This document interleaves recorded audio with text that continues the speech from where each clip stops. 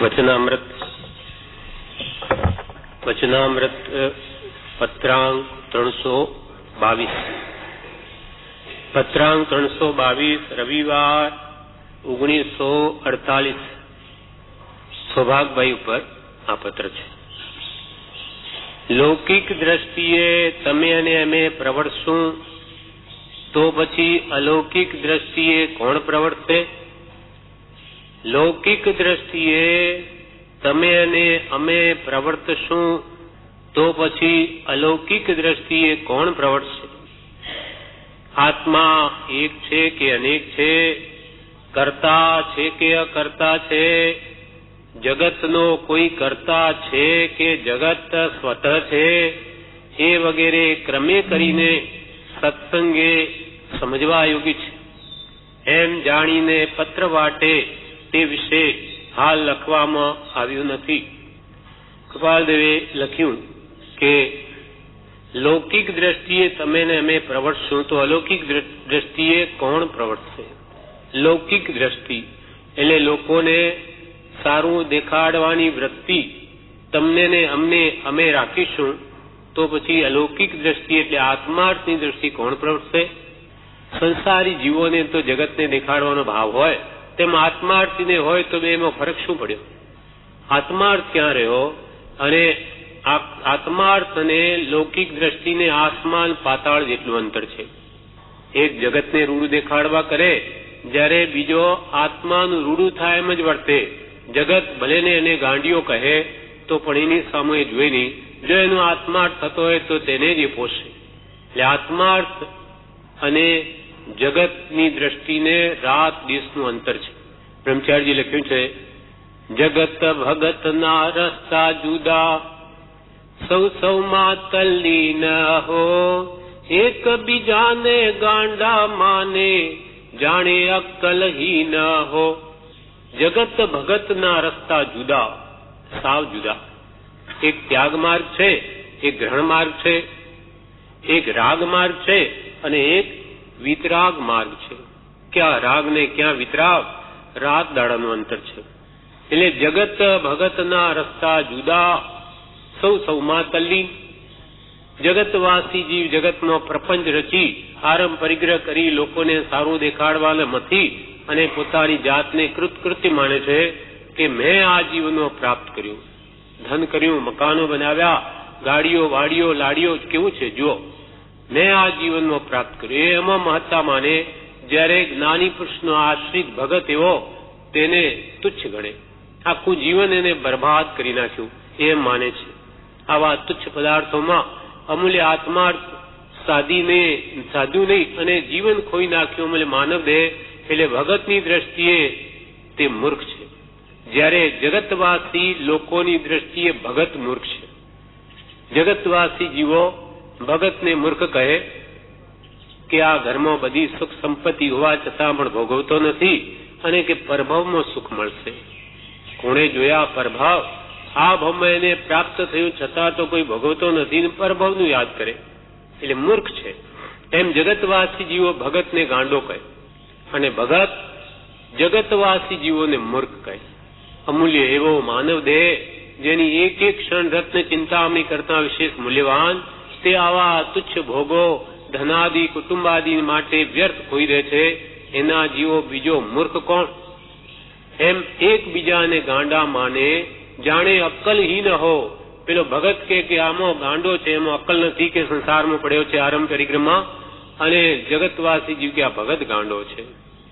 આવી સુખ સમૃદ્ધિ અને ઘરમાં પ્રાપ્ત થઈ છતાં ભોગવતો નથી, એના જેવું મૂર્ખ કોણ? એમ એકબીજાને ગાંડા માને, જાણે અક્કલહીન હો. એમ કૃપાલદેવ કહે છે કે લૌકિક દ્રષ્ટિએ તમે ને અમે પ્રવર્તશું તો પછી અલૌકિક દ્રષ્ટિએ કોણ પ્રવર્તશે? આપણે સંસારની જેમ જ લોકોને દેખાડવાનું વર્તન કરીશું તો પછી અલૌકિક દ્રષ્ટિ કોનામાં આવશે? આત્માર્થી જીવોમાં પણ અલૌકિક દ્રષ્ટિ ન હોય તો કોનામાં હશે? એટલે મુમુક્ષુ હંમેશા સંસારી જીવો કરતા જુદો પડવો જોઈએ, એનો વૈરાગ્ય ઉપશમ તરી આવવો જોઈએ. એ રાગ મોહમાં સંસારી જીવની જેમ એનું વર્તન હોય નહીં, અને હોય તો પછી એ આત્માર્થી નથી, મુમુક્ષુ નથી. ભલે ઉપરથી વાત કરે તેથી શું થઈ ગયું? આમ તો કોઈ પોતાને સમકીતી માને તેથી કઈ સમકીત આવી જાય નહીં. સમકીત એ આત્માની દશા છે, એમ મુમુક્ષુપણું એ પણ આત્માની દશા છે.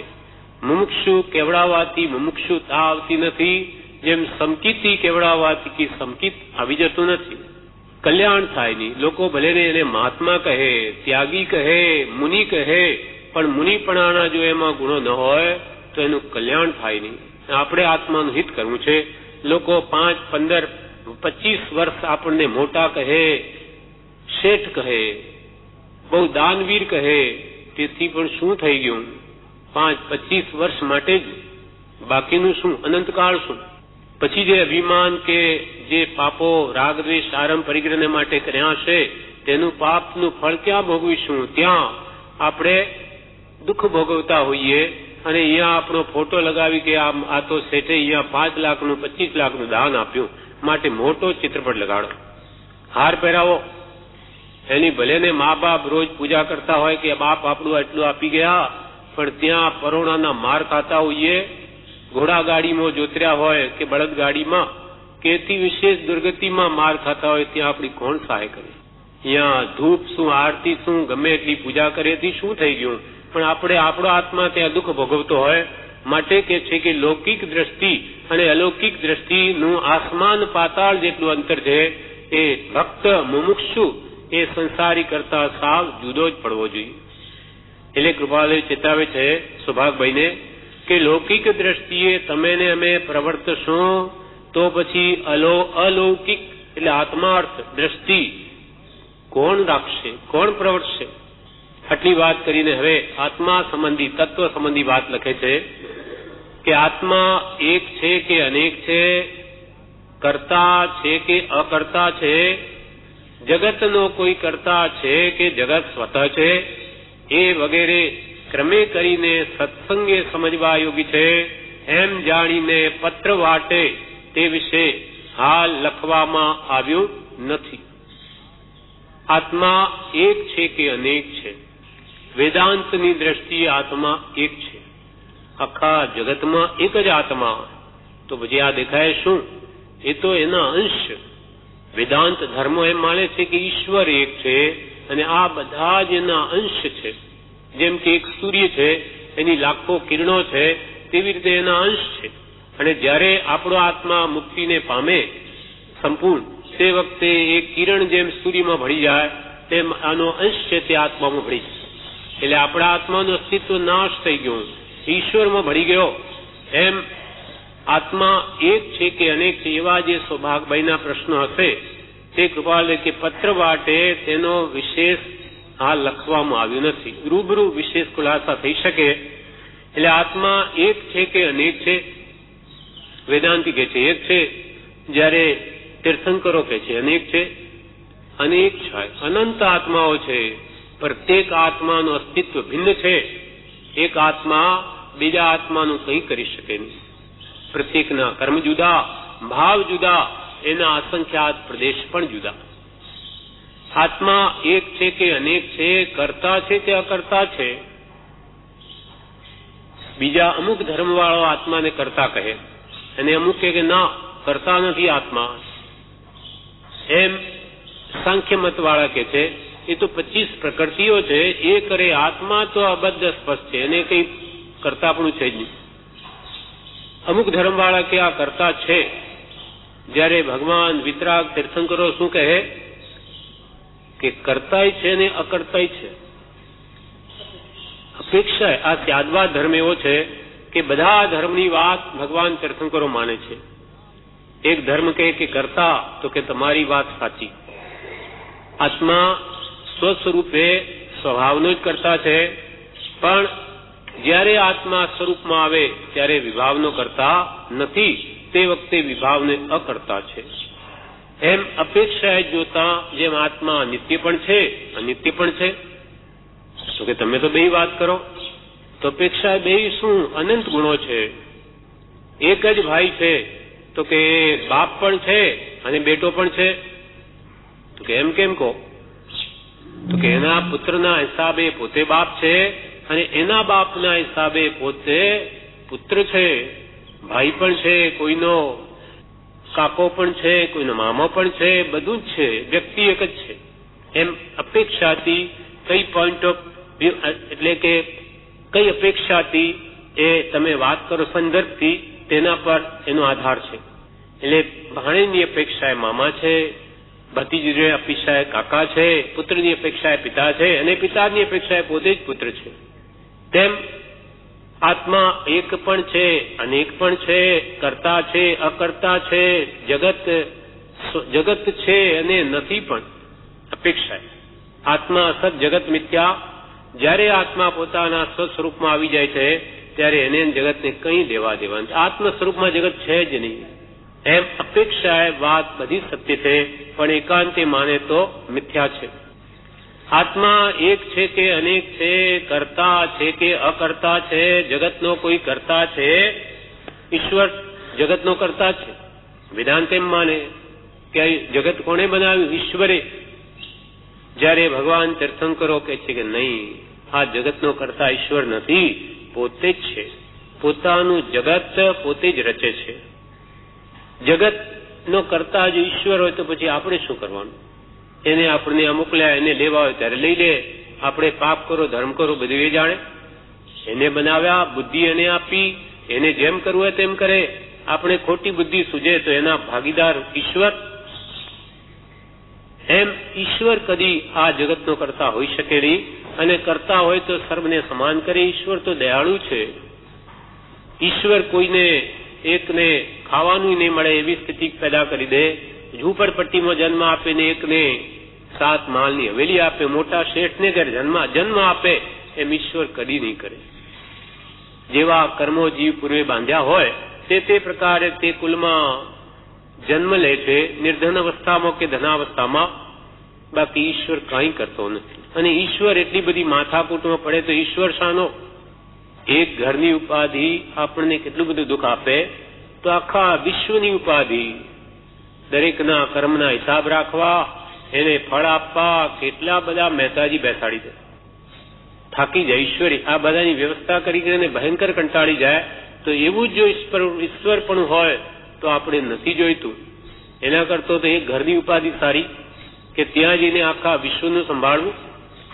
પણ તીર્થંકરો કે એવું છે જ નહીં. ઈશ્વર તો શુદ્ધ સ્વભાવમય છે, એ તો પરમ સુખી છે. એ કોઈની ખટપટમાં પડતા નથી. કેમ કે એમના રાગ દ્વેષ સંપૂર્ણપણે નાશ થઈ ગયા છે. કોઈ પ્રત્યે રાગ પણ નથી, કોઈ પ્રત્યે દ્વેષ પણ નથી.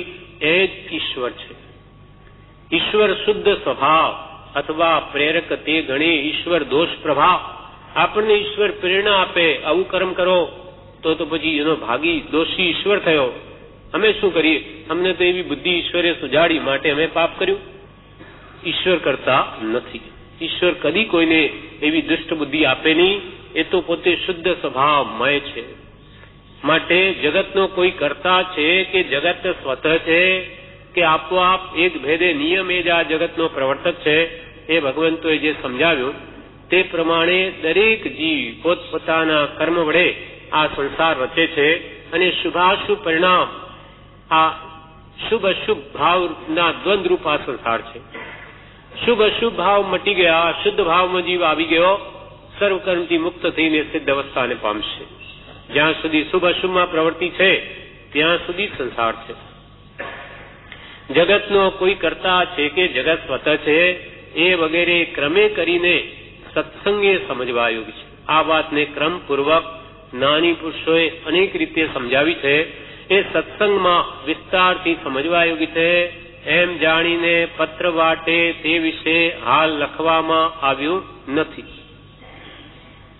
બીજા પેરેગ્રાફમાં કૃપાલે કે છે, સમ્યક પ્રકારે જ્ઞાનીને વિશે અખંડ વિશ્વાસ રાખવાનું ફળ નિશ્ચય મુક્તપણું છે. સમ્યક પ્રકારે એટલે આત્માર્થે માત્ર નિષ્કામ ભાવે જ્ઞાનીને વિશે અખંડ વિશ્વાસ રાખવાનું ફળ નિશ્ચય મુક્તપણું છે. જ્ઞાની પુરુષ પ્રત્યે વિશ્વાસ જોઈએ. શાના માટે? આત્માના કલ્યાણ માટે. આ લોક કે પરલોકના ભૌતિક સુખને અર્થે નહીં. સમ્યક પ્રકારે જ્ઞાનીને વિશે અખંડ વિશ્વાસ. આપ તણો વિશ્વાસ દ્રઢ ને પરમ આદર નાઈ. હે ભગવાન, આપના પ્રત્યે મને હજુ જોઈએ એવો વિશ્વાસ દ્રઢ આવ્યો નથી કે આપ જે કહો છો તેમ જ સાચું છે, તેમ જ સમ્યક હોય, એમ જ હોય, જે કઈ પદાર્થનું સ્વરૂપ કહો છો એમ જ છે.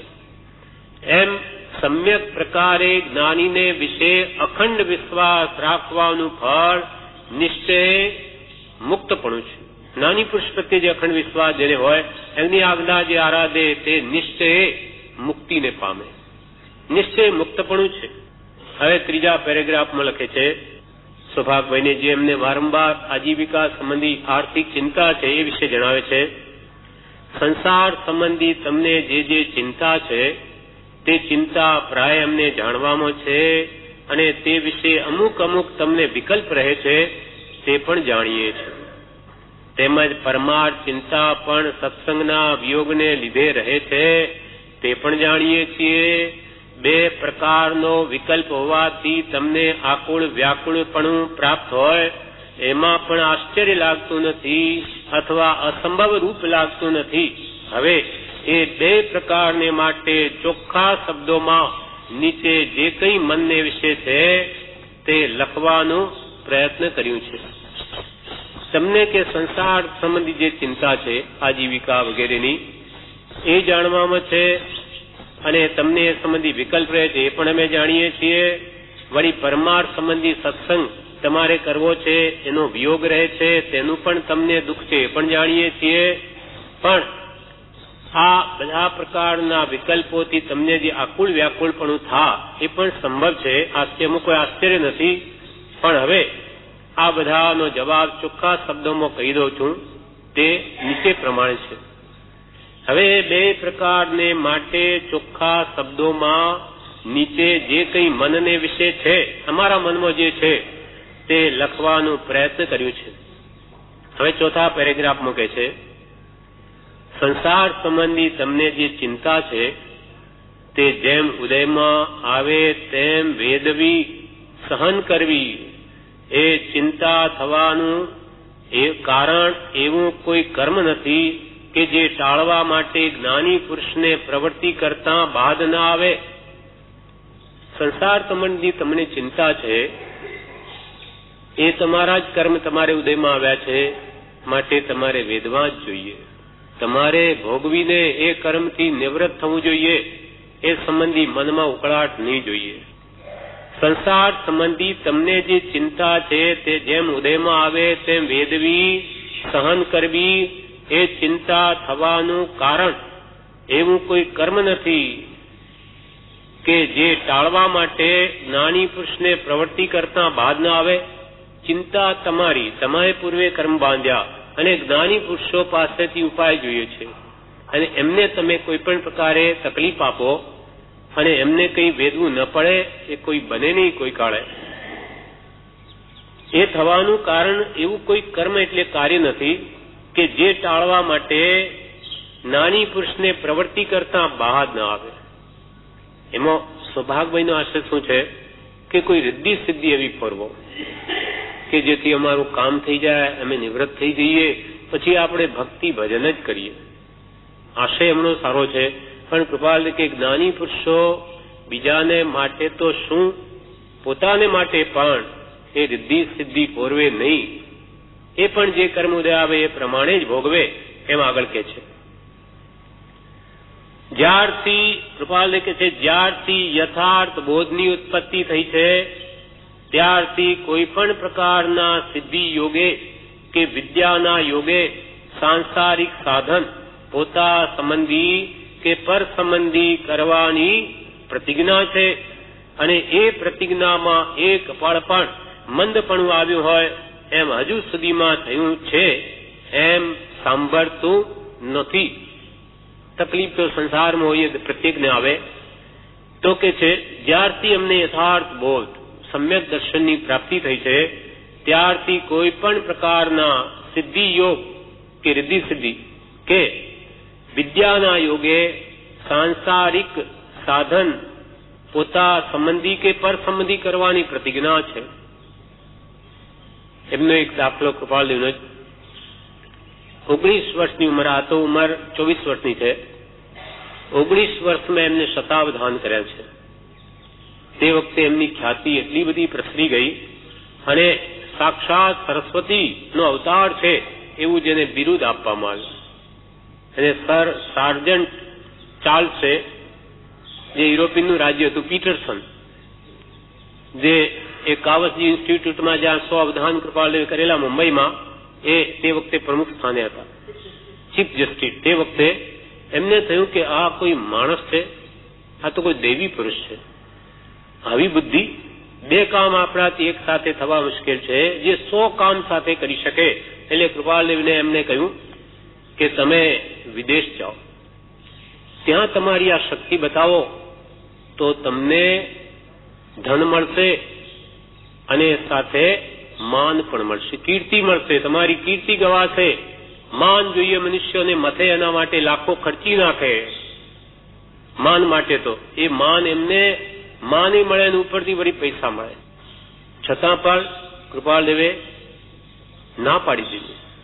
એવા દેશોમાં અમારાથી આર્યપણે રહેવાય નહીં, અને જેના અંતરમાં આવું જ્ઞાન વેચી અને પૈસા જોઈતા નથી, મળી શકે છે. એ તો આ શક્તિ બતાવે, ત્યાં પૈસાની શું કિંમત છે?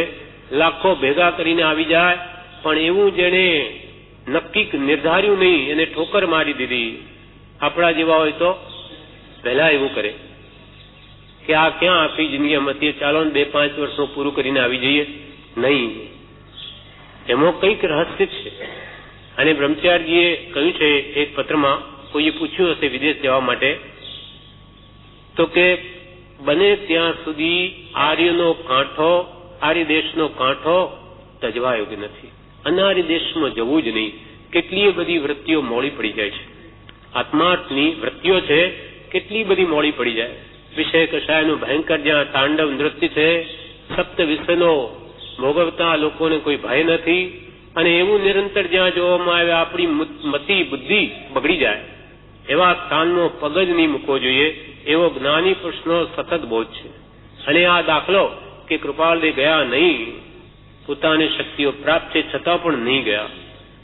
એટલે અહીંયા કે છે જ્યારથી યથાર્થ બોધની ઉત્પત્તિ થઈ છે, ત્યારથી કોઈ પણ પ્રકારના સિદ્ધિ યોગે કે વિદ્યાના યોગે સાંસારિક સાધન પોતા સંબંધી કે પર સંબંધી કરવાની પ્રતિજ્ઞા છે, પોતા માટે નહીં. તો અમે તમારા માટે શું કરીએ? અને એ પ્રતિજ્ઞામાં એક પળ પણ મંદપણું આવ્યું હોય એમ હજુ સુધીમાં થયું છે એમ ભાસતું નથી, એમ સાંભળતું નથી. તમારી ચિંતા જાણીએ છીએ અને અમે તે ચિંતાનો કોઈ પણ ભાગ જેટલો બને તેટલો વેદવાય છીએ, પણ એમ તો કોઈ કાળે બન્યું નથી. તે કેમ બને? અમને પણ ઉદયકાળ એવો વર્તે છે કે હાલ રિદ્ધિ યોગ હાથમાં નથી.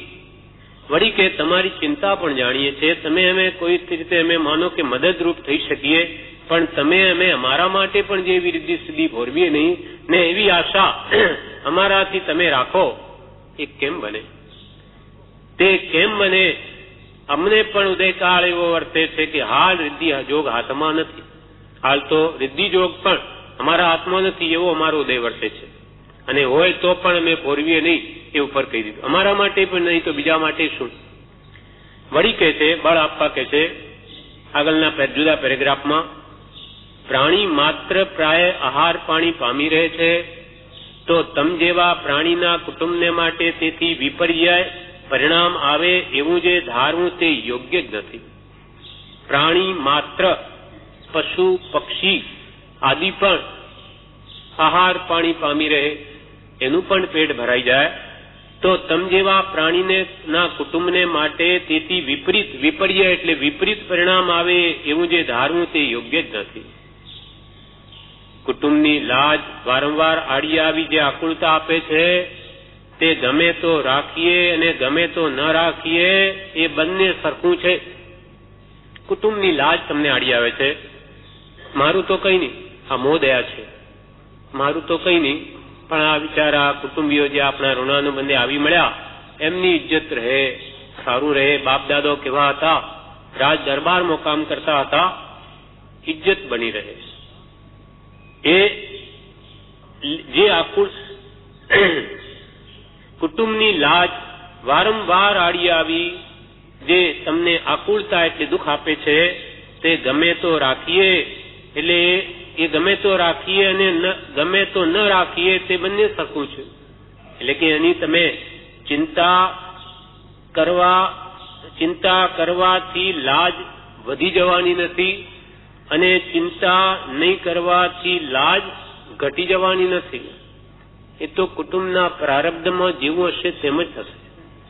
બાપ ઈચ્છે કે હું લાખો કરોડો આપીને છોકરાઓની ઇજ્જત બધું મોભો એમને એમ રાખું, પણ એમના પુણ્યમાં જ નહીં હોય તો બધું જતું રહે. અને બાપ જુગારમાં પડીને પણ બધું ખોઈ નાખ્યું હોય, આવું આપણા મુમુક્ષોમાં પણ બન્યું છે. બધું ઘર સાફ કરી દીધું અને એના છોકરાઓ આજે લાખોપતિ છે, કરોડોપતિ છે. કેમ થઈ ગયું? એના પુત્રના ભાગ્યમાં હતું, પિતાના ભાગ્યમાં નહોતું, ચાલ્યું ગયું અને એના ભાગ્યમાં તો આવી ગયું. પ્રત્યક્ષ દાખલાઓ આજે મોજૂદ છે. એટલે આ કહે છે કે કુટુંબની લાજ વારંવાર આડી આવી જે આકુળતા આપે છે તે ગમે તો રાખીએ અને ગમે તો ન રાખીએ તે બંને સરખું છે.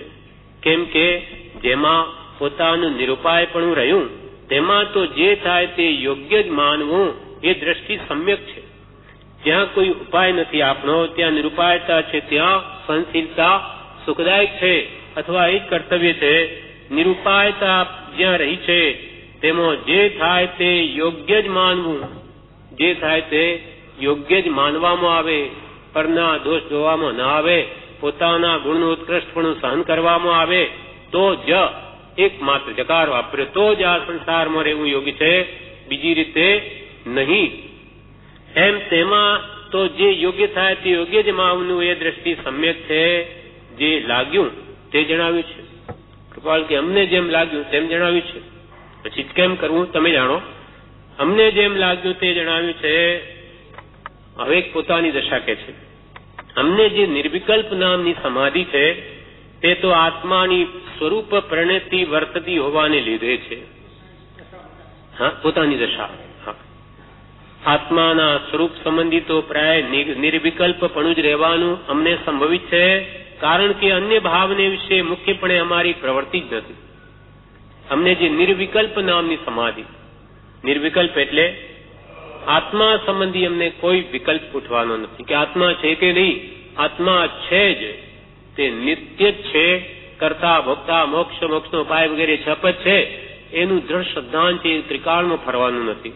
એ સંબંધી અમને કોઈ વિકલ્પ નથી. અમને જે નિર્વિકલ્પ નામની સમાધિ છે તે તો આત્માની સ્વરૂપ પરિણતિ વર્તતી હોવાને લીધે, સ્વરૂપના કારણે અમને ખોટા વિકલ્પો ઉઠતા જ નથી. આત્માના સ્વરૂપ સંબંધી તો પ્રાય નિર્વિકલ્પપણું જ રહેવાનું અમને સંભવિત છે, કારણ કે અન્ય ભાવને વિશે મુખ્યપણે અમારી પ્રવૃત્તિ જ નથી. વિશેષપણે અમે બીજા વિકલ્પો કરતા જ નથી, માટે અમને નિર્વિકલ્પ નામની સમાધિ તે સહજ છે.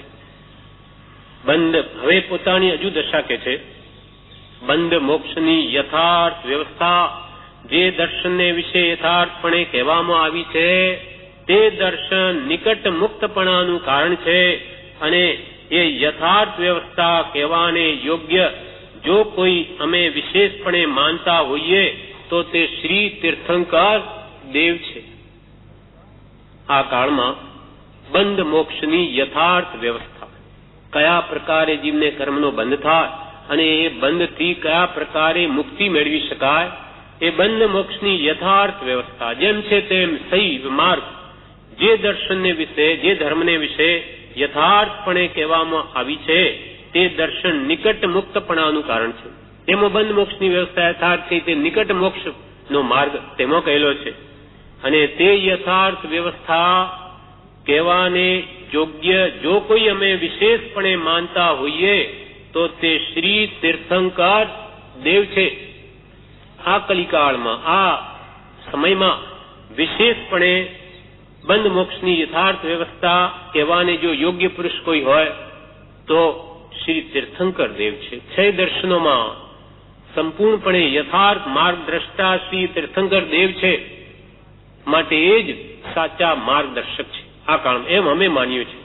અને વળી હવે પોતા વિશે કહે છે કે અને એ જે શ્રી તીર્થંકર દેવનો અંતર આશય તે પ્રાય મુખ્યપણે અત્યારે કોઈને વિશે આ ક્ષેત્રે હોય તો તે અમે હોઈશું એમ અમને દ્રઢ કરીને ભાસે છે. અમારા આત્મામાં એવો ભાસ થાય છે કે આ કાળમાં તીર્થંકર ભગવંતનું અંતરાશય એમનું હૃદય અંતરાશય તે પ્રાય મુખ્યપણે વિશેષપણે અત્યારે કોઈને વિશે આ ક્ષેત્રે હોય તો તે અમે હોઈશું એમ અમને દ્રઢ કરીને ભાસે છે. ભગવાન તીર્થંકરનો માર્ગ એમનો અંતર આશય હૃદય મુખ્યપણે જાણતા હોઈએ તો અમે છીએ એમ પોતાનું જે ભાસ છે એ અહીંયા સ્પષ્ટ કર્યો છે. કોને લખે? સૌભાગભાઈને લખ્યો છે કે જેને એમના પ્રત્યે શ્રદ્ધા છે નહીં તો સમજી જ ન શકે તો ઉડતી આશા જ ન કરી બેસે, કંઈ આડું વિચારી લેતો, પણ સૌભાગભાઈને લખ્યો છે કે એમને એમના પ્રત્યે પૂર્ણ વિશ્વાસ છે. હવે એનું પણ કારણ કે છે, કારણ કે જે અમારું અનુભવ જ્ઞાન તેનું ફળ વિતરાગપણું છે અને વિતરાગનું કહેલું જે શ્રુત જ્ઞાન તે પણ તે જ પરિણામનું કારણ લાગે છે. માટે અમે તેના અનુયાયી ખરેખરા છીએ, સાચા છીએ. કારણ તમે કયા આધારે કહી દીધું કે અમને જ વધારે વિશેષ મુખ્યપણે ભગવાનનો આશય અમારા હૃદયમાં છે? તો કે જે અમારું અનુભવ જ્ઞાન છે આત્માનું હમણાં તેમાં વિતરાગતા જ ખૂબ વર્તે છે, ક્યાંય રાગ મોહ થતો નથી. અને ભગવાન વિતરાગનું જે શ્રુત જ્ઞાન છે એનું પણ આ જ ફળ છે. એનું ફળ જેમ જેમ એ શ્રુત પરિણમે છે તે વિતરાગતા આવે છે અને એ અમારા અંદર આવી છે. માટે અમે કહીએ છીએ કે ભગવાનનો અંતરાશય મુખ્યપણે અમારા હૃદયમાં છે. કારણ કે જે અમારું અનુભવ જ્ઞાન તેનું ફળ વિતરાગપણું છે અને વિતરાગનું કહેલું જે શ્રુત જ્ઞાન તે પણ તે જ પરિણામનું કારણ લાગે છે. માટે અમે તેના અનુયાયી ખરેખરા છીએ, સાચા છીએ. અમે એમના અનુયાયી છીએ, એમનો માર્ગ અનુસરીએ છીએ અને એ જ માર્ગ બતાવીએ છીએ. માટે અમે તેના અનુયાયી ખરેખરા છીએ, સાચા છીએ. વન અને ઘર હજુ દશા બતાવે છે પોતાની. વન અને ઘર એ બંને કોઈ પ્રકારે એમને સમાન છે. જન હો કે વન હો, જનવાસ હો કે વનવાસ હો, બંને એમને સમ છે. તથાપી તો પણ વનમાં પૂર્ણ વિતરાગ ભાવને અર્થે રહેવું વધારે રુચિકર લાગે છે. તો પણ જનવાસ લોકોના વચ્ચે રહેવા કરતા વનમાં વસવું તે અમને વધારે શ્રેષ્ઠ લાગે છે. કેમ? તો કે વનમાં પૂર્ણ વિતરાગ ભાવને અર્થે રહેવું, ત્યાં કોઈ વનમાં અમને કોઈ વિઘ્ન નથી આત્મધ્યાનમાં, આત્મચિંતન મનનમાં. માટે અમને વન વધારે પ્રિય છે આ ઘર કરતા. તથાપી વનમાં પૂર્ણ વિતરાગ ભાવને અર્થે રહેવું વધારે રુચિકર લાગે છે. સુખની ઈચ્છા નથી પણ વિતરાગપણાની ઈચ્છા છે. અમારે સુખ નથી જોઈતું. ભૌતિક સુખને જ્ઞાનીઓ સુખ માનતા જ નથી.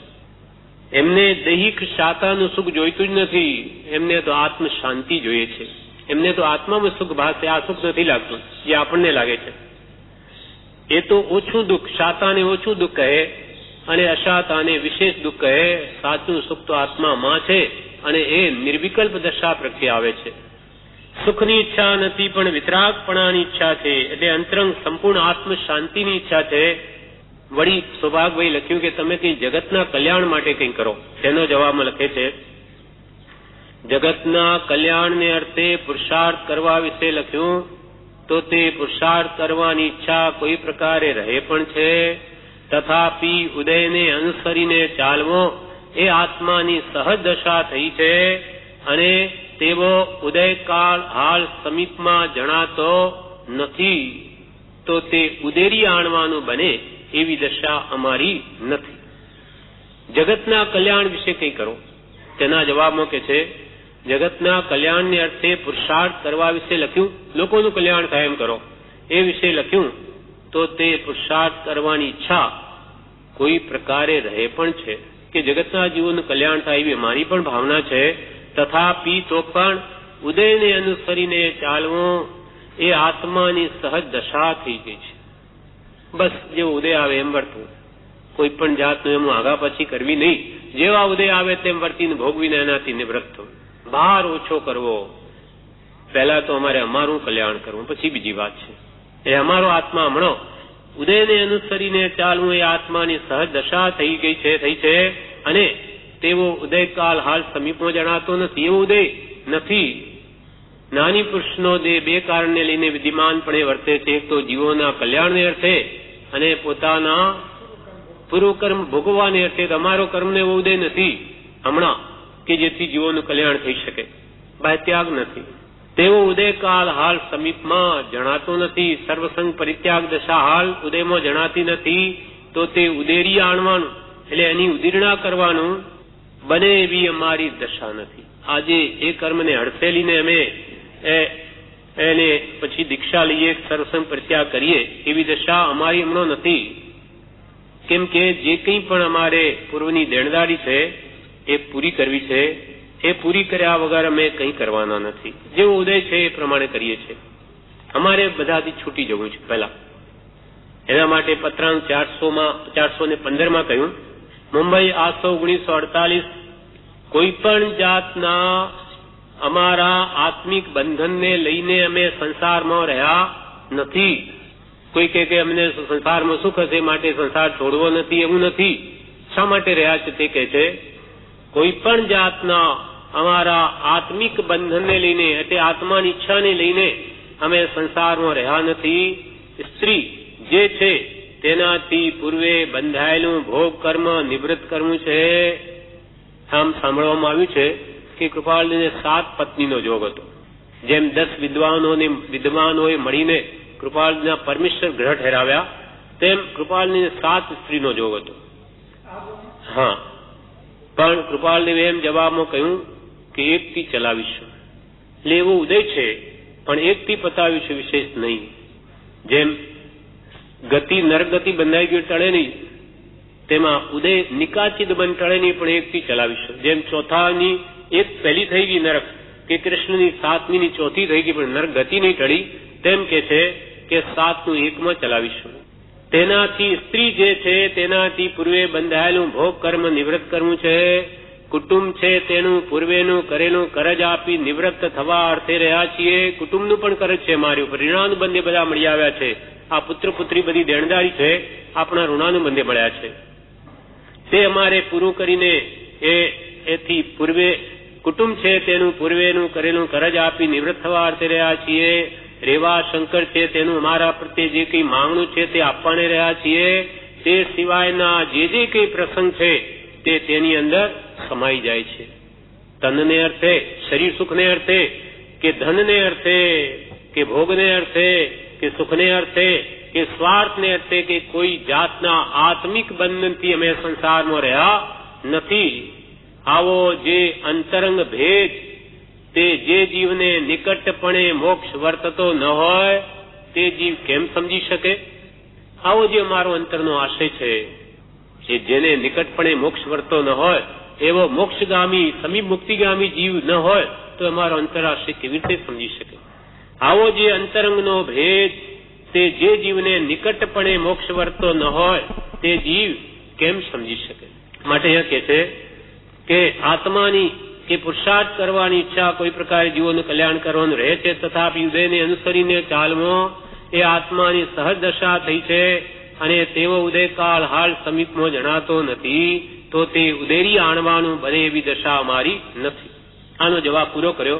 હવે સૌભાગભાઈએ જે લખ્યું કે માગી ખાઈને ગુજરાન ચલાવશું પણ ખેદ નહીં પામીએ.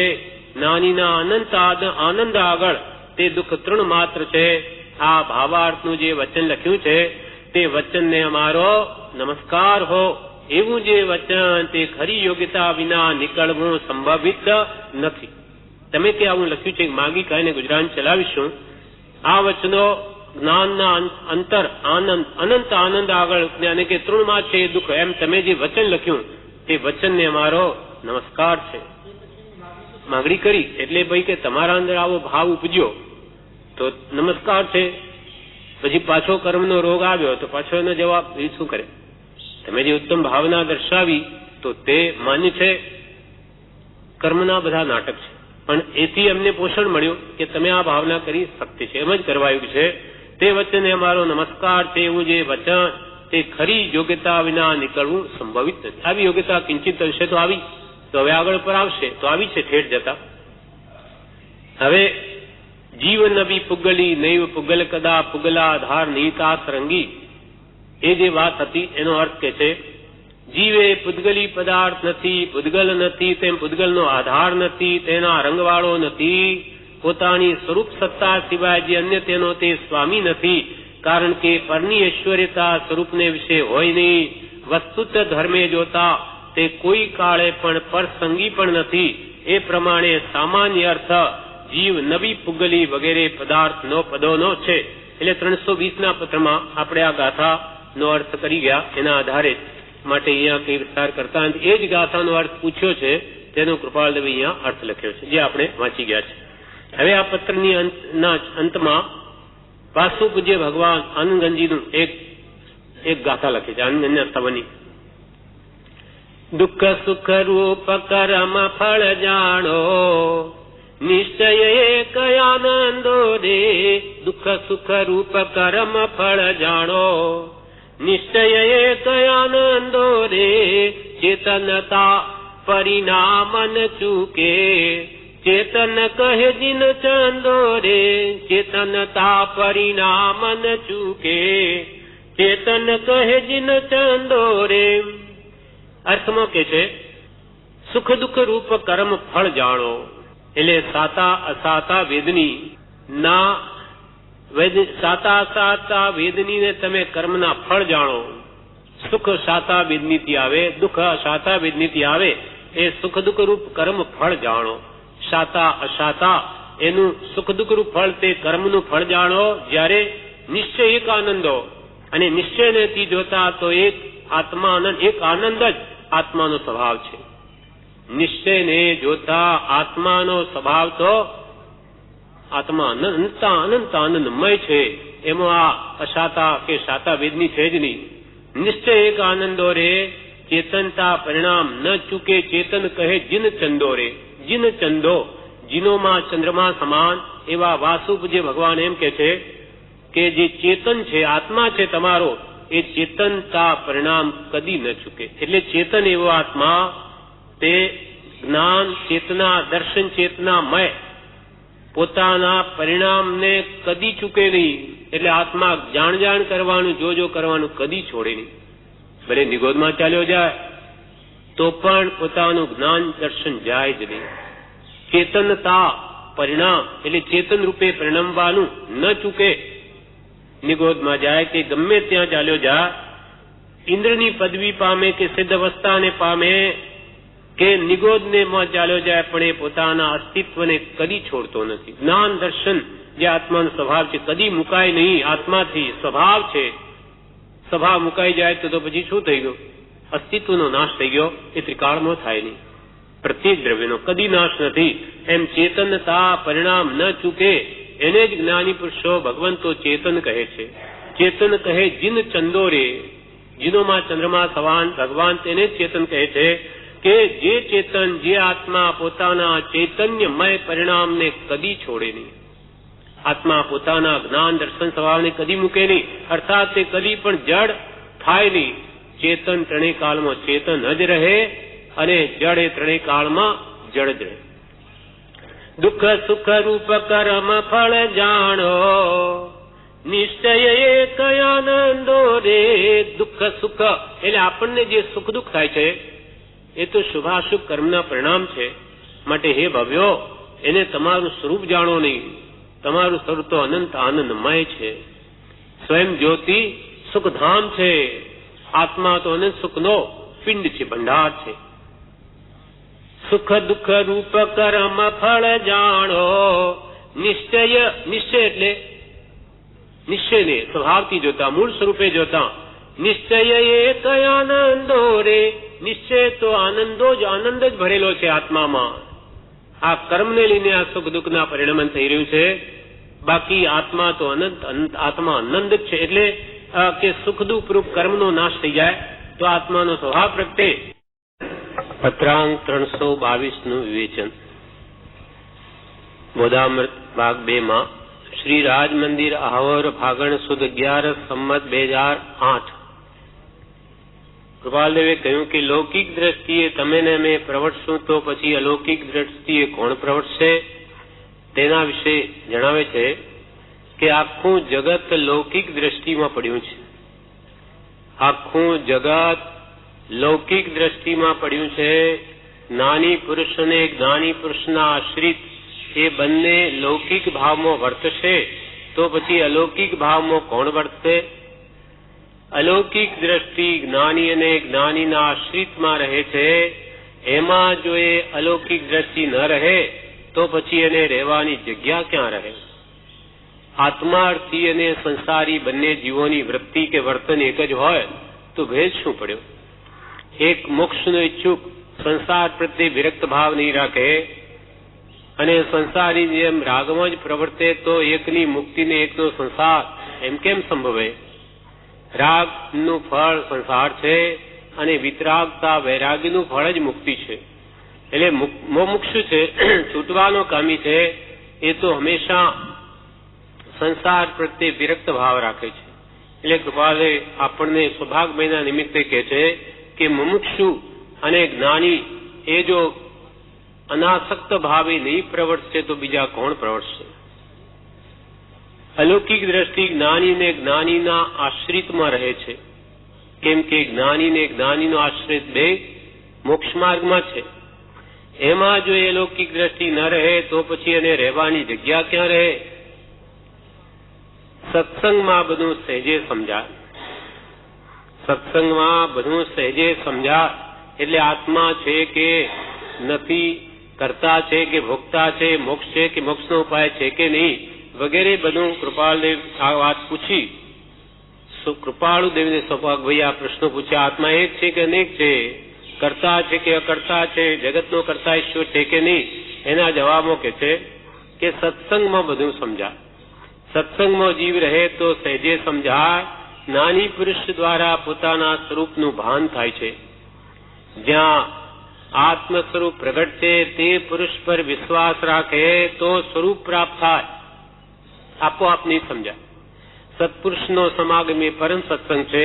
કાં આશ્રિતનો સમાગમ, કાં એના વચનોનો સમાગમ, એના બોધના બળે જીવને પોતાના સ્વરૂપનું ભાન થાય છે. અનાદિથી આપણે કોણ છીએ આપણને જ ભાન નથી. જે દેહમાં જન્મે તે રૂપ જ પોતાને માને. જ્યારે જ્ઞાની પુરુષો કે આ દેહાદિથી સાવ પર છું, તારું સ્વરૂપ જ્ઞાન દર્શન ચારિત્રમય છે, જાણવું દેખવું સ્થિર રહેવું એ આત્માનો સ્વભાવ છે. પણ અનાદિથી જીવ પોતાના સ્વરૂપને ભૂલી ગયો છે. જ્યાં આત્મ સ્વરૂપ પ્રગટ છે તે પુરુષ પર વિશ્વાસ રાખે તો સ્વરૂપ પ્રાપ્ત થાય. જેને આત્મા પ્રગટ છે એવા જ્ઞાની પુરુષ પર જીવ જો વિશ્વાસ રાખે તો એને પણ પોતાના સ્વરૂપની પ્રાપ્તિ થાય છે. અષ્ટાવક્ર ગુરુમાં જનકે બધું અર્પણ કરી સમ્યક પ્રકારે શ્રદ્ધા રાખી એવી જો શ્રદ્ધા રાખે તો જીવનો મોક્ષ થાય. સત્પુરુષમાં વિશ્વાસ તો હોવો જોઈએ. કોઈ પણ વિદ્યા આપણે શીખવી હોય તો ગુરુમાં તો વિશ્વાસ જોઈએ. જે ગુરુ કહે એમ કરવું જ પડે તો જે વિદ્યા પ્રાપ્ત થાય છે. તેમ સત્પુરુષ એ આત્મજ્ઞાની મોક્ષ માર્ગ માટે સદગુરુ છે. એની આજ્ઞાએ પ્રવર્તવું મોક્ષને અર્થે અત્યંત આવશ્યક છે. જ્યાં આત્મ સ્વરૂપ પ્રગટ છે તે પુરુષ પર વિશ્વાસ રાખે તો સ્વરૂપ પ્રાપ્ત થાય. અષ્ટાવક્ર ગુરુમાં જનકે બધું અર્પણ કરી સમ્યક પ્રકારે શ્રદ્ધા રાખી એવી જો શ્રદ્ધા જીવ રાખે તો જીવનો મોક્ષ થાય. પ્રશ્ન, સમ્યક પ્રકાર એટલે શું? તો પૂજ્યશ્રી કહે, જ્ઞાની સ્વીકારે તેવી શ્રદ્ધા એટલે વિશ્વાસ. સમ્યક પ્રકારે શ્રદ્ધા રાખવી એટલે શું? તો કે આપણી શ્રદ્ધાને જ્ઞાની સ્વીકારે એવી સંપૂર્ણ જ્ઞાની પ્રત્યે અતૂટ વિશ્વાસ જોઈએ, અખંડ વિશ્વાસ જોઈએ. ભલે આપણને એ કે તું આત્મા છું, ભલે આપણને નહીં દેખાય તો પણ માનું. જ્ઞાની કહે કે આ રાત છે હમણો, તો કે પ્રભુ આપકો એમ જ છે, તો કે મને તો દિવસ દેખાય નહીં, એમે એ રાત કેમ કે છે? એમ જો કહે એમને પણ આંખે તો દેખાય છે કે આ દિવસ છે, છતાં રાત કેમ કહ્યું? તો કે એમાં કઈ ઊંડું રહસ્ય છે. અજ્ઞાન રૂપી અંધકાર અતિ આચ્છાદિત થયેલો આપનો આત્મા એ અનાદિકાળથી ઊંઘી જ રહ્યો છે. હજુ આત્મ જાગૃતિ આવી નથી, તેને લઈને જ્ઞાનીઓ કહે છે કે હજુ તું ઊંઘે છે. મનુષ્ય ભાવરૂપી પ્રભાત થયો, હવે ભાવ નિદ્રા ટળવાનો પ્રયત્ન કરજો. અનાદિકાળથી આ મોહરૂપી નિદ્રા હવે ઘટે મટે એનો પ્રયાસ કરજો, એમ જ્ઞાનીઓ કહે છે. માટે જ્ઞાની કહે તેને સમ્યક પ્રકારે શ્રદ્ધવું, વિશ્વાસ રાખો, તો જ કાર્ય સિદ્ધિ થાય છે. વ્યવહારમાં પણ કહેવાય છે કે સૌ વ્યવહાર વિશ્વાસે ચાલે, પણ પરમાર્થે પહેલોજી બધી લેણદેન થાય લાખો રૂપિયાની ધંધામાં વિશ્વાસ છે કે એ આપશે પાછા, એટલે આપે છે, નહીં તો આપે જ નહીં. કંઈ પણ નાવમાં બેસીએ છીએ કે ભલે પ્લેનમાં બેસીએ છીએ, વિશ્વાસ છે કે આપણે પાર ઉતરીશું, એમાં કોઈ આપણને જાનહાનિ નથી, એમ જાણીને જ બેસે છે. એટલે વિશ્વાસે સૌ વ્યવહાર ચાલે, તો પરમાત્મા તો પહેલો જોઈએ. કેમ કે આત્મા તો એવી વસ્તુ છે કે આ ચર્મચક્ષુથી દેખાય નહીં, અને જો જ્ઞાની પ્રત્યે વિશ્વાસ હોય તો એવા સ્વરૂપની પ્રાપ્તિ કદી નહીં થાય. કેમ કે આત્મા તો અનુભવ ગોચર છે, એ તો માત્ર અનુભવાય, દેખાય નહીં. અને એ સત્પુરુષ પ્રત્યે જો વિશ્વાસ નહીં તો આત્માનો અનુભવ કદી નહીં થાય. માટે પરમાત્મા પહેલી શ્રદ્ધા છે. શ્રદ્ધારૂપી પાયો એવો મજબૂત હોવો જોઈએ કે જેમ પાયો મંડાણ કર્યું હોય પણ શીશમથી ભર્યો, શીશુ રેડીને મજબૂત બનાવ્યો હોય, એવો પાયો જો મજબૂત કર્યો તો એ મકાન પડવાનો કદી ભય નથી. શ્રદ્ધારૂપી પાયો મજબૂત જોઈએ, એટલે કે સમ્યક પ્રકારે, એટલે જ્ઞાની પ્રત્યે દ્રઢ શ્રદ્ધાન જોઈએ. મુમુક્ષુ કહે એ શ્રદ્ધા જ્ઞાની ક્યારે સ્વીકારે? ત્યારે પૂજ્યશ્રી કહે, જગતના પદાર્થોનું સ્વરૂપ જેવું જ્ઞાનીએ જાણ્યું છે તેવું એને મનાય તો જ્ઞાની સ્વીકારે. જગતના દેખાતા બધા પદાર્થો અનિત્ય છે, નાશવંત છે, ક્ષણિક છે, દુઃખરૂપ છે, ભ્રાંતિથી સુખરૂપ ભાસે છે આપણને, છતાં જ્ઞાનીઓ કે ખોટું છે, મિથ્યા છે, તો આપણે માનવું જોઈએ કે મિથ્યા છે. ભલે મને રાગ થાય છે, એ ભૂલ મારી છે, પણ જ્ઞાનીએ કહ્યું તેમ જ પદાર્થનું સ્વરૂપ છે.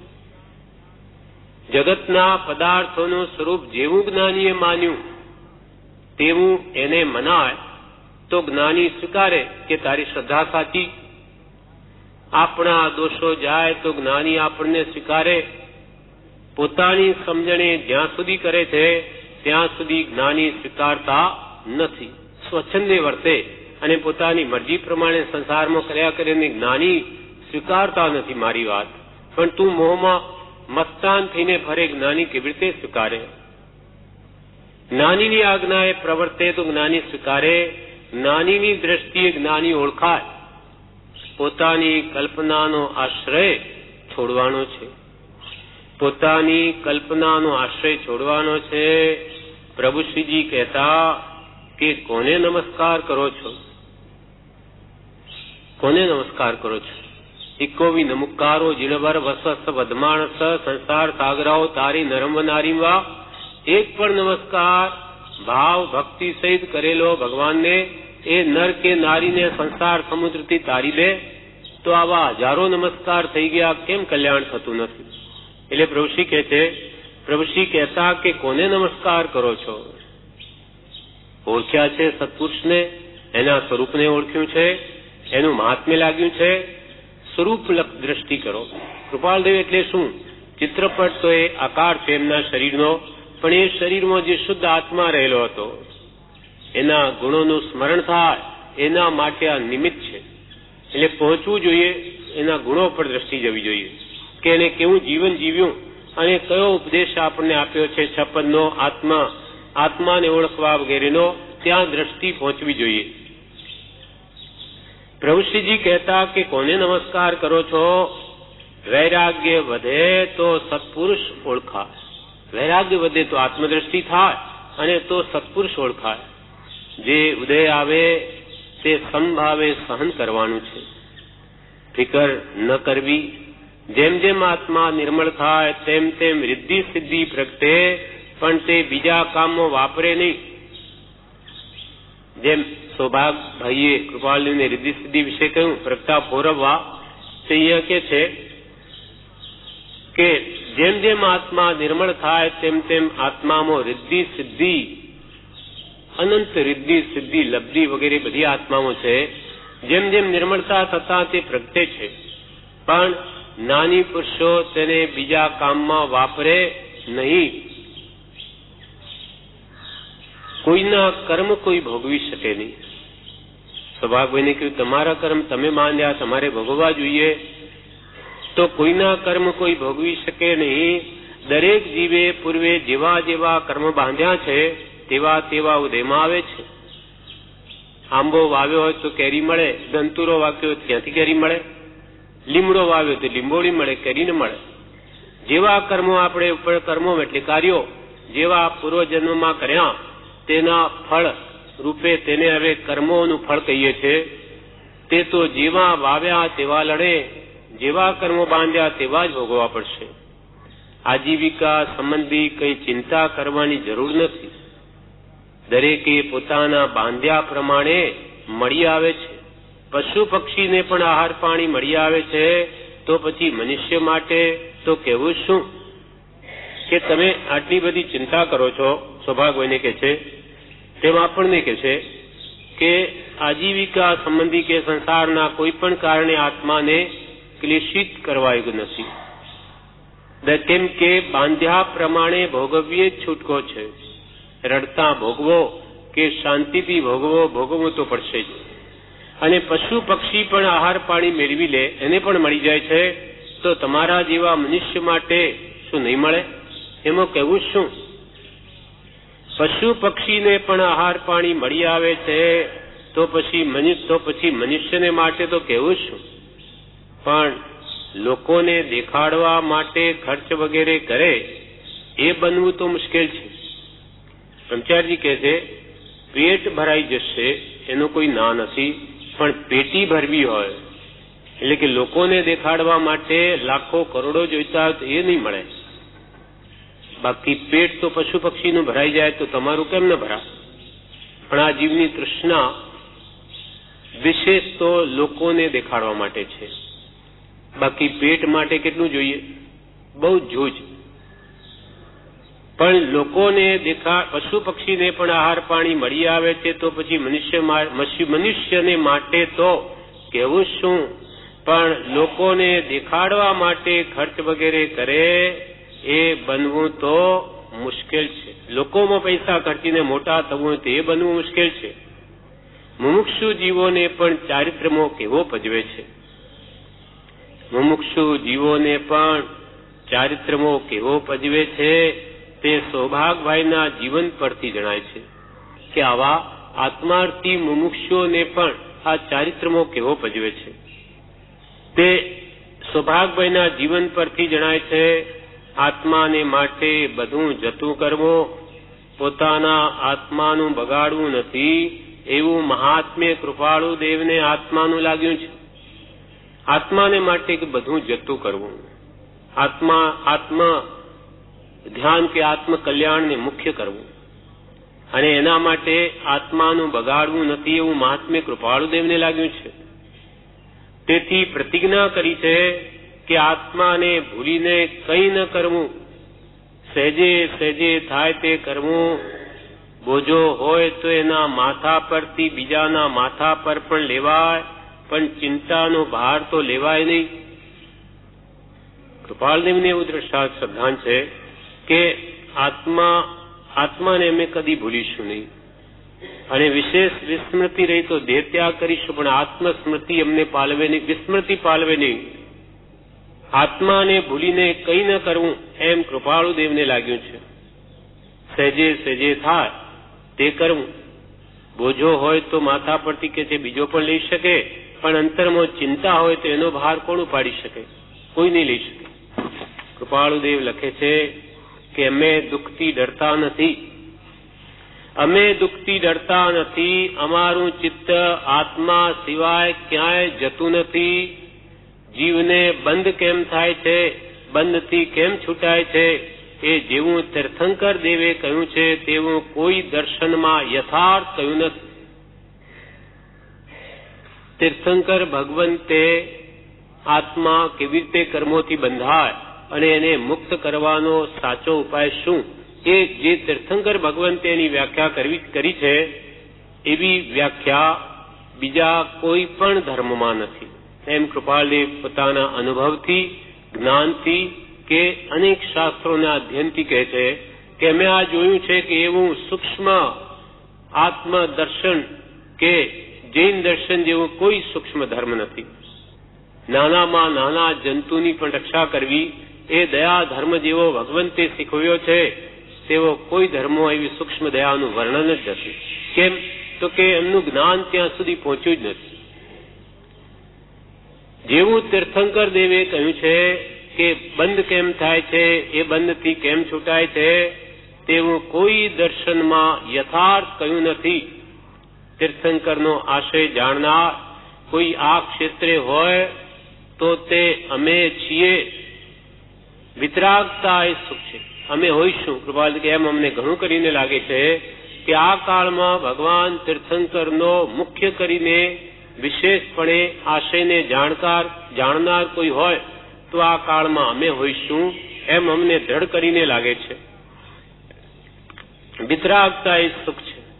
એનું પણ કારણ કહ્યું. કેમ એમ લાગે તો કે અમારા અંતરમાં જે વિતરાગતા છે, પ્રત્યક્ષ અનુભવ છે અને ભગવાનના તત્વજ્ઞાનનું ફળ પણ એવી વિતરાગતા જ છે અને એ સાક્ષાત અનુભવાય છે.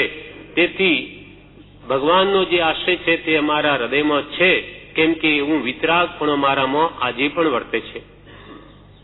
વિતરાગતા એ સુખ છે. રાગ વિતરાગનો વિપરીત રાગ. રાગ કાઢવાનો ઉપાય વીતરાગતા, રાગ વગર દશા.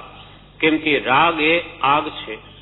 વિતરાગતામાં શાંતિ છે, ત્યાગમાં શૌર્ય છે અને વૈરાગ્યમાં નિર્ભયતા છે. એવી કૃપાળુના આવા બધા ગુણો પ્રગટ છે. એટલે કે જે વિતરાગતા એ સુખ છે. ભગવાને શાસ્ત્રમાં જે કહ્યું છે તે વિતરાગ થવા માટે કહ્યું છે. ભગવંત શાસ્ત્રો રચ્યા શા માટે? વિતરાગતા બધાને કેમ પ્રગટે એવો ઉપાય બતાવ્યો છે. ભગવાને શાસ્ત્રમાં જે કહ્યું છે તે વિતરાગ થવા માટે કહ્યું છે. કેમ કે વિતરાગતામાં જ સુખ છે. જ્યાં રાગ છે ત્યાં જ દુઃખ છે, ત્યાં જ બળતરા છે. કોઈ પ્રત્યે રાગ થયો કે જાણે દુઃખ આવ્યું સમજવું. બ્રહ્મચારીજીએ એક બહેનને લખી આપ્યું કે પ્રિય કર્યો ના કોઈ જન ત્યાં સુધી સુખી ગણાય, સંગ કર્યો જ્યાં પ્રિય નો જીવ દુઃખે હોમાય.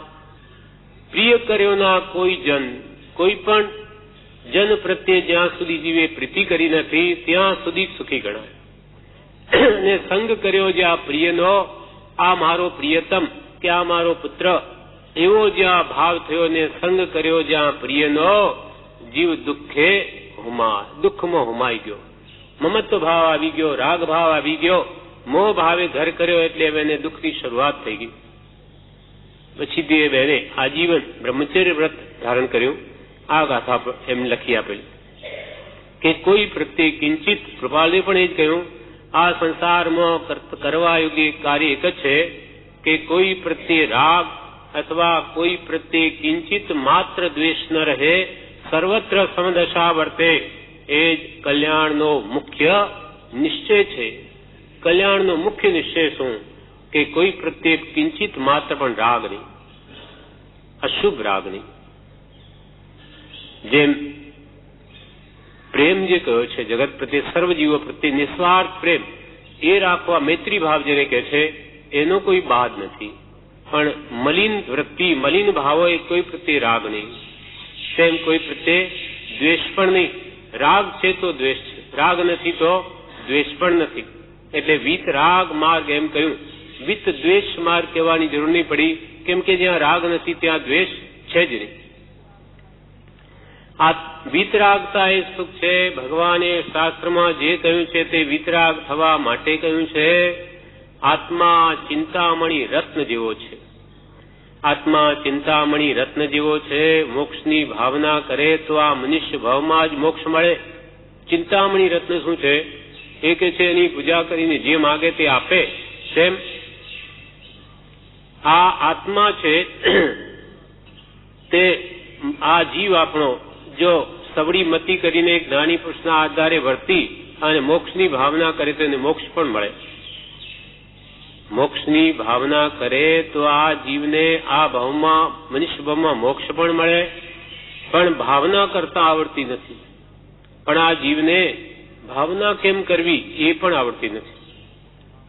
પ્રભુશ્રી કે પ્રભુ, ભાવનો ભિખારી શું કામ થાય છે?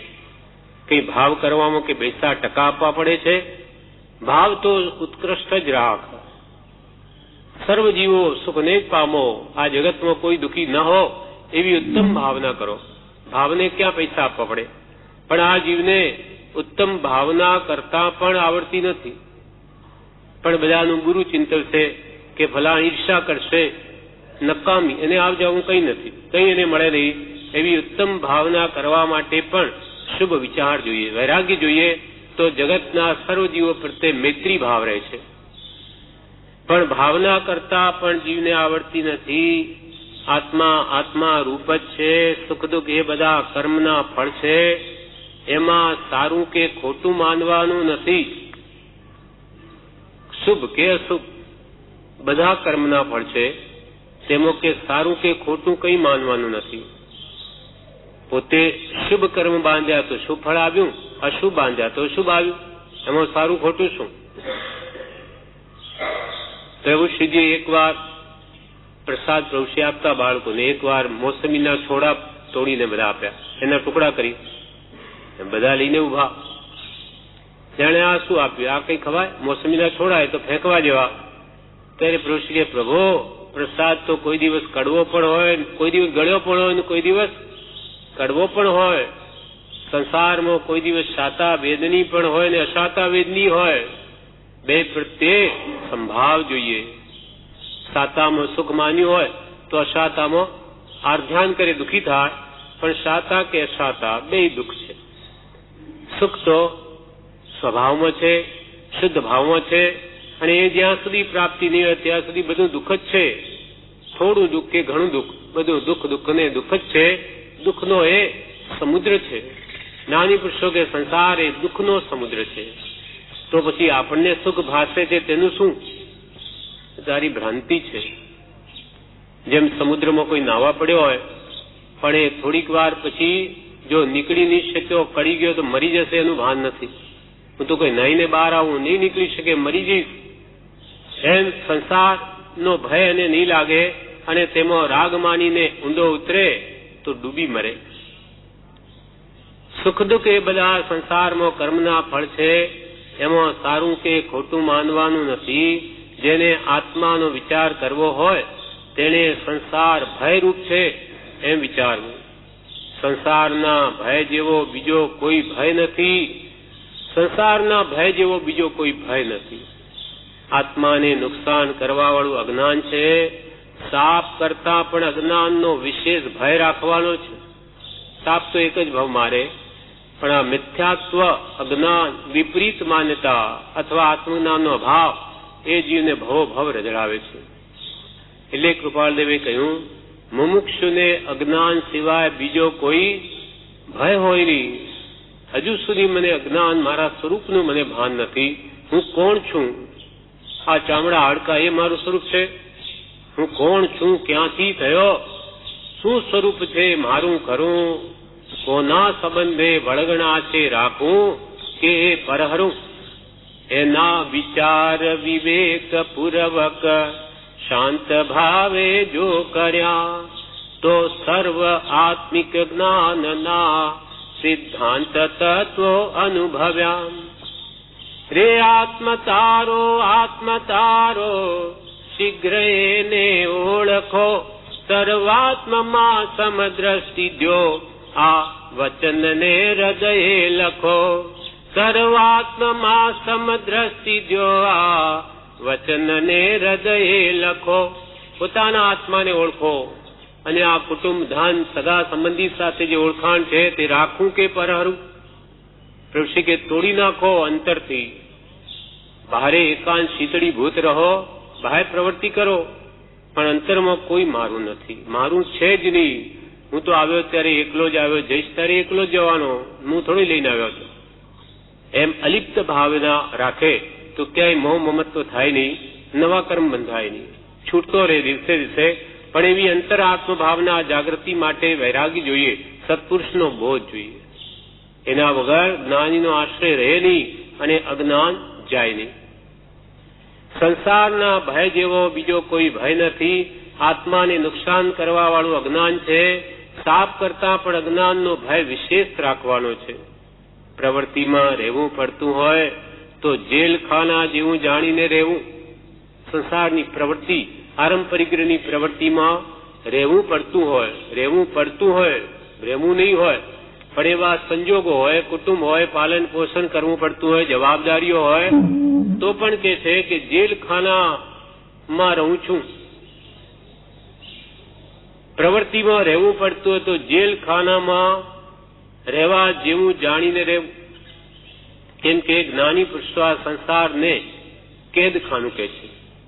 બ્રહ્મચારીજી લખ્યું છે પ્રજ્ઞાવોધમાં, કેદ સમો ગ્રહવાસ ગણ પગ બેડી નિજ નાર, સ્વજન સિપાહી સાચવે સંકટ રૂપ આહાર.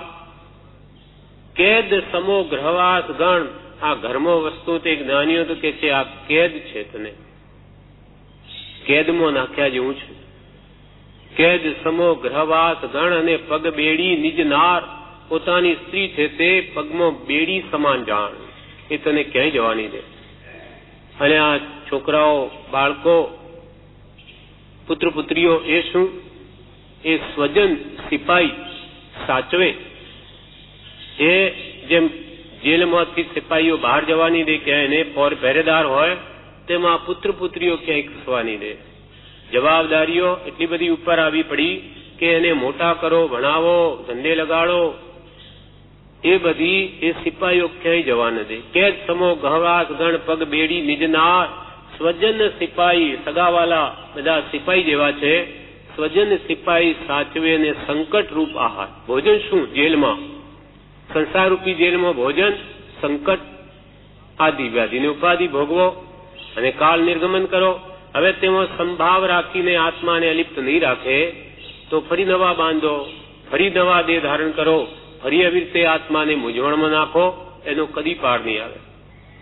પ્રવૃત્તિમાં રહેવું પડતું હોય તો જેલખાના જેવું જાણીને રહેવું. સંસારમાં ગાઢ બંધન થાય એવું છે. ચારે બાજુ મોહના પ્રબળ નિમિત્તો છે, માટે જાગૃતિ નહીં રાખે તો સંસારમાં ગાઢ બંધન થાય એવું છે. આ સંસારમાં રહેવા જેવું નથી. વીતરાગતા છે તે જ સુખ છે. આ સંસારમાં રહેવા જેવું નથી. વીતરાગતા છે તે જ સુખ છે. વીતરાગો મુનિ સુખી. વીતરાગતા જેના હૃદયમાં છે, કોઈ પ્રત્યે રાગ નથી, તે આત્મા સદા સુખી છે. વિતરાગતા આવી દુર્લભ છે, એના માટે જ્ઞાની પુરુષનો ઉપદેશ છે. એ વારંવાર વાંચે, વિચારે તો જરૂર વિતરાગતા આવે. વિતરાગતા એ સુખ છે. જીવન વિપુગલી નૈવ પુગલ કદા, પુગલાધાર નહિતા સરંગી. જીવ નવી પુગલી નૈવ પુગલ કદા. આ જીવ પુદ્ગલ પદાર્થોથી બનેલો નથી. નૈવ પુગલ કદા, એ કઈ પુદ્ગલ પરમાણુ નથી. પુગલાધાર નિહિતા સરંગી, કે એ પુદ્ગલનો આધાર નથી કે જીવ એ પુદ્ગલને ઉત્પન્ન કરે. નહીં પુદ્ગલાધાર નિહિતા સરંગી, અને આત્મા પુદ્ગલોથી રંગાયેલો નથી. કાર્બન વર્ગણાઓ છે, પુદ્ગલ છે. પુદ્ગલ દ્રવ્ય છે, કાર્બન વર્ગણાઓ પુદ્ગલ પરમાણુની બનેલી છે. એ આત્માની સાથે જ રહે છે. તેથી આત્મા નિશ્ચયને એનાથી રંગાઈ ગયો નથી, એકમેક થઈ ગયો નથી. એ એનાથી જુદી જ છે. નહીં તાસરંગી. જીવન વિપુગલી નૈવ પુગલ કદા, પુગલાધાર નહીં તાસરંગી. માટે અહીંયા કે છે બધા વિકલ્પો મૂકીને એક આત્માનો વિચાર કરવાનો છે. શરીર હું, કુટુંબ મારું, આ સગાવાલા મારા, આ ધન મારું, એ બધું જ્ઞાનીઓ કે મૂકી દઈ, બધા વિકલ્પો મૂકીને હવે એક આત્માનો વિચાર કરવાનો છે કે હું કોણ છું. એક આત્માનો બધા વિકલ્પો મૂકીને એક આત્માનો વિચાર કરવાનો છે. વસ્તુ જેમ છે તેમ સમજવાની છે. વસ્તુ જેમ છે તેમ સમજવાની છે. પર વસ્તુ પોતાની થાય નહીં, પણ ટેવ પડી હોય તેથી તે વગર ચાલે નહીં એવું થઈ જાય છે. પર વસ્તુ શરીર કુટુંબાદી એ મારા છે એવી આદત અનાદિનો અભ્યાસ પડી ગયો છે, માટે કે છે એના વગર મને ચાલે નહીં. પણ સંસારી વસ્તુમાં ઝેર છે. અજ્ઞાનને લીધે એને મીઠું લાગે છે, પણ તેથી જીવ પરાધીન થઈ ગયો છે. ઝેરમય એવો સંસાર છે. જોતા ઝેર તે પગ મૂકતા પાપ છે, છતાં એને મીઠું લાગે છે ઝેર. સંસારી વસ્તુમાં ઝેર છે, પણ એને મીઠું લાગે છે. જીવ પરાધીન થઈ ગયો છે. જીવને ભય લાગે તો સંસારની વસ્તુઓ છોડે. આખી જિંદગી મારું મારું કરે તોય મારું થાય નહીં અને કર્મ બંધાય. બધા આપણે મારું મારું કરીને બધા મરી જઈએ છે, છતાં કોઈ પણ વસ્તુ આપણી થતી જ નથી. મારું મારું કરે છે પણ મારું થાય નહીં, પણ કર્મ બંધાય. મારું મારું કર્યું તે સાથે આવે નહીં. ભાન નથી તેથી મારું મારું કરે છે. તારું શું છે એનું હજુ ભાન નથી. તું પોતે સહજ આત્મ સ્વરૂપી છો, એ સિવાય તારું કંઈ નથી.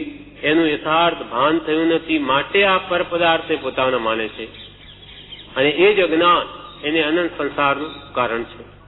મારું મારું કર્યું તે સાથે આવે નહીં. ભાન નથી તેથી મારું મારું કરે છે. પૂતગલ સાથે રહેવા છતાં જીવ પૂતગલ થઈ ગયો નથી. જ્ઞાન ન હોય તો આત્મા ન હોય. જ્ઞાન એ આત્માનો ગુણ છે. જ્ઞાન એ જ આત્માનું શરીર છે. જ્ઞાન એ જ આત્મા છે. જ્ઞાન એ આત્માનું મુખ્ય ગુણ છે. જ્ઞાન ઉપયોગ. આત્મા સિવાય કોઈ એવો પદાર્થ જગતમાં નથી કે જો કોઈ જાણી શકે, પોતાને કે પરને. અને આત્મા તો સ્વપર પ્રકાશક છે. સ્વને પ્રકાશે, પોતાને પણ જણાવે અને પરને પણ જણાવે. પર પદાર્થનું જ્ઞાન આપનાર પણ આત્મા છે. જ્ઞાન ન હોય તો આત્મા ન હોય.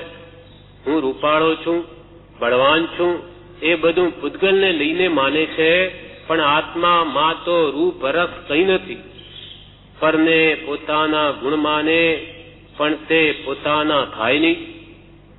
હું બળવાન છું, હું રૂપાળો છું, એ બધું તો કે પૂતગલનો ગુણ છે. રૂપ રસ ગંધ સ્પર્શ પૂતગલના ધર્મો, પણ આ જીવે એને પોતાના માની બેઠો.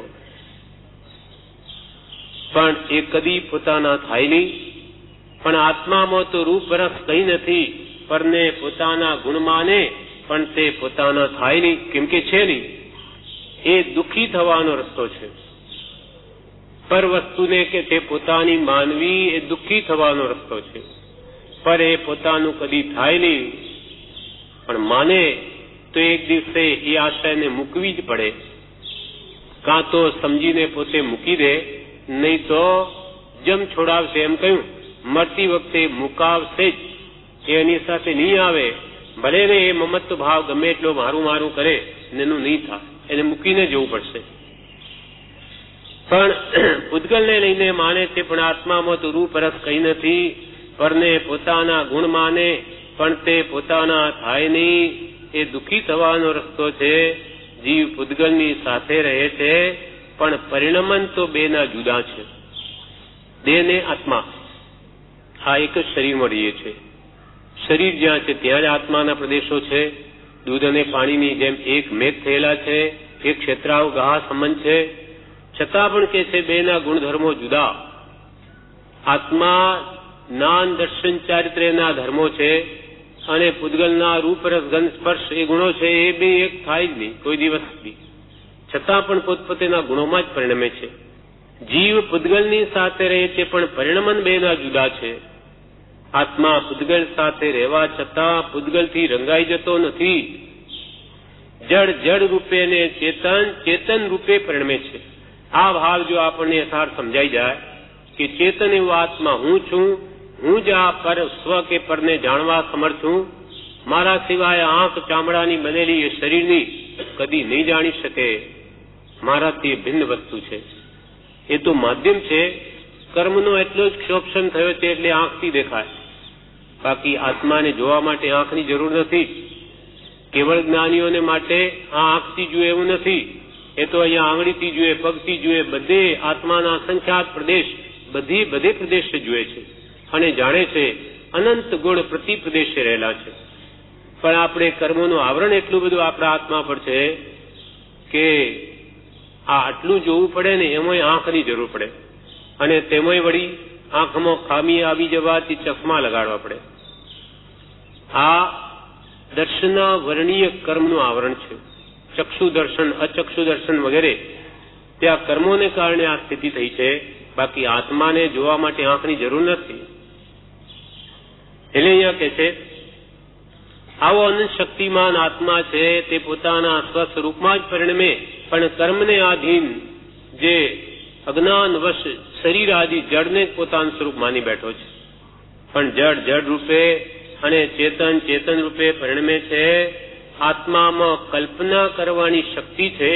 કલ્પના કરી સારું ખોટું એમ માને છે, પણ વસ્તુ કઈ સારી ખોટી ન થાય.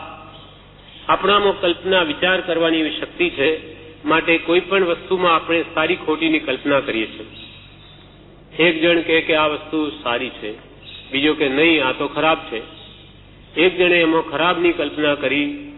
એક જ કલરમાં કપડાનો રંગ હોય, એક કે આ રંગ સારો, ત્યારે બીજો કે આ રંગ ખરાબ.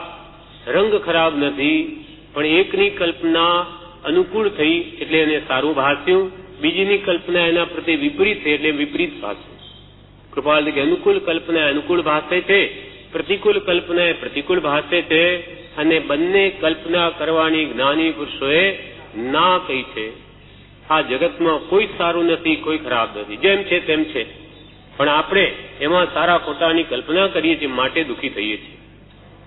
આત્મામાં કલ્પના કરવાની શક્તિ છે. કલ્પના કરી સારું ખોટું એ માને છે, પણ વસ્તુ કઈ સારી ખોટી ન થાય. આત્માનું કામ જાણવાનું છે, પણ વચ્ચે આ મોહ છે, તેને લઈને સારું નસતું ભાવ થાય છે. યથાર્થ જાણવામાં દોષ નથી. કેવડી બધાય પદાર્થોને જાણે છે, પણ મોહથી બંધાતા નથી. શાતા કે અશાતા બેમાંથી એક દ્રષ્ટા રહે છે, પણ જીવને ભાન નથી, ઓળખાણ નથી. કેવડી ભગવંતો આખા વિશ્વને જુએ છે, પણ કોઈ પદાર્થ આ ખરાબ છે અને આ સારો છે એવો એમને કોઈ ભાવ નથી. જેમ કે કોઈ ખરાબ પદાર્થ આપણે જેને ખરાબ કહીએ એ પણ એક પૂતગલનું પરિણમન છે, એક પણ પૂતગલની વ્યવસ્થા છે. સારી ખોટી આપણી કલ્પનાઓ છે, એમને માટે એ સમદ્રષ્ટિ હોવાથી એમને કોઈ પદાર્થ પ્રત્યે રાગ પણ નથી, તેમ દ્વેષ પણ નથી. આપણે સારું માનીએ છીએ એના પ્રત્યે રાગ કરીએ છીએ, અને જે આપણને ગમે નહીં એના પ્રત્યે દ્વેષ કરીએ છીએ. આ ક્યાંથી લાવે? આ કઈ વસ્તુ છે જયારે બીજાને જ ગમતી હોય? એટલે એવી આપણી ખોટી કલ્પનાઓને લઈને આપણે દુઃખી થઈએ છીએ.